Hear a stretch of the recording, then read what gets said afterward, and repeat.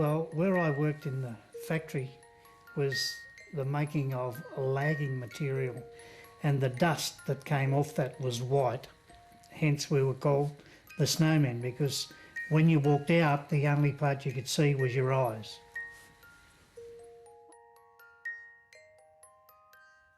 Everything that sustains the wealth creation of our society has been built, this is no exaggeration, on the graves of workers who perished to get us to this point.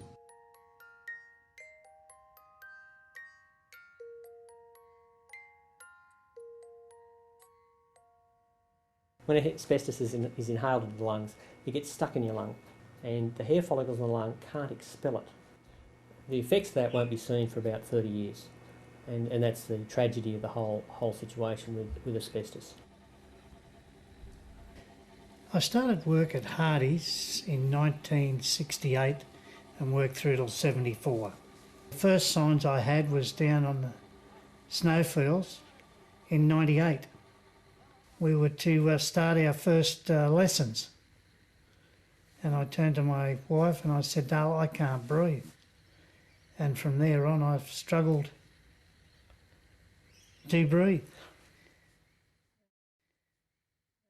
I was diagnosed on June 16th of 2003, and that was the diagnosis. The surgery to remove my lung was on July 28th, 2003. I'm not exactly sure how I was exposed because there were a number of different options. I've already lost one brother. He worked there for 25 years. He was a foreman there and he got me the job there. I have another older brother who also suffers from asbestosis, and my youngest brother was a carpenter who was exposed to Hardie's in the end product use.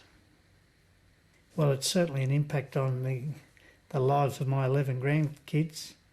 They know that they've got to be very careful when they're around Poppy, because they can't run and jump on him, you can't go out and play with him. It's just like you're a really old man and you just can't move around.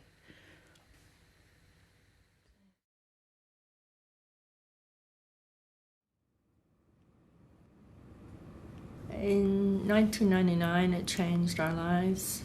My husband was diagnosed with mesothelioma. He was doing a job he hated, and he just did it because it was security. And I lost a fabulous fellow because of it. We were expecting our first grandchild. Well, he did live to see her, and he died just before her first birthday. I used to listen to him breathing, and it's 4 years down the track and I still have trouble going to sleep because the noise isn't there.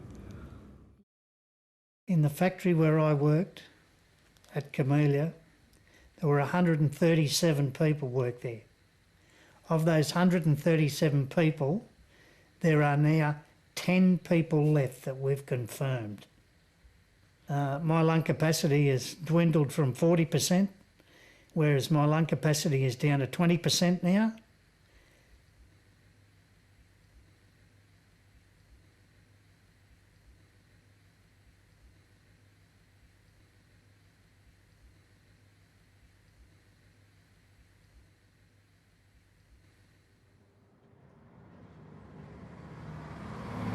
This is the former head office of James Hardie. On investigation, we found that the building to be riddled with asbestos products.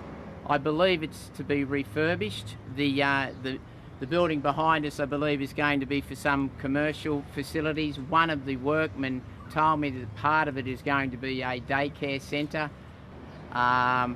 The older building beside, which is covered with what they call Super 6, has friable asbestos in it because I've seen it for myself. That is going to be turned into a supermarket.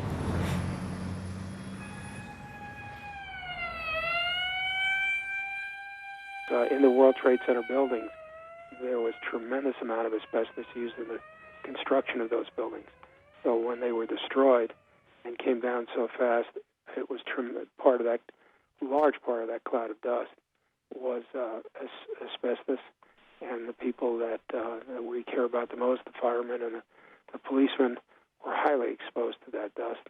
They didn't have protective masks in most cases, and the EPA was saying that there was nothing wrong with the area. Now, people are already starting to show up what they're calling 9/11 cough.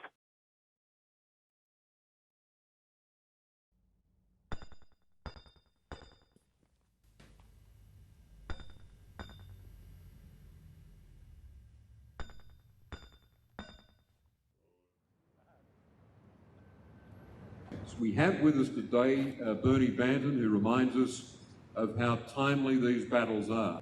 And on your behalf, I congratulate Bernie Banton for his leadership as speaking for the victims of asbestos-related disease. We're not here about money. We're here about justice for victims and their families. Because the money doesn't repay you for what you lose. When you lose a family, loved one, or friends that you worked with, money doesn't repay you for that.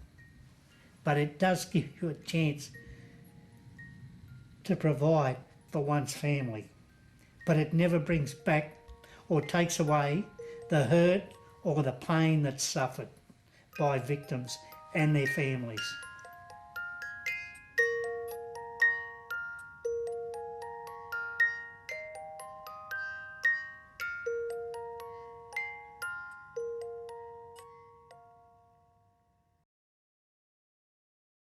When you look at your own mortality, and you got to either go with it or crawl into a big ball and die, I'd rather go with it and enjoy everything I can until there's no more enjoying left. You got to stay in the present, and it's pretty enjoyable and enlightening to be in the present. Enjoy every day. Enjoy everything you got. Enjoy the air around you. Enjoy the sunshine, and take it in. Don't take anything for granted.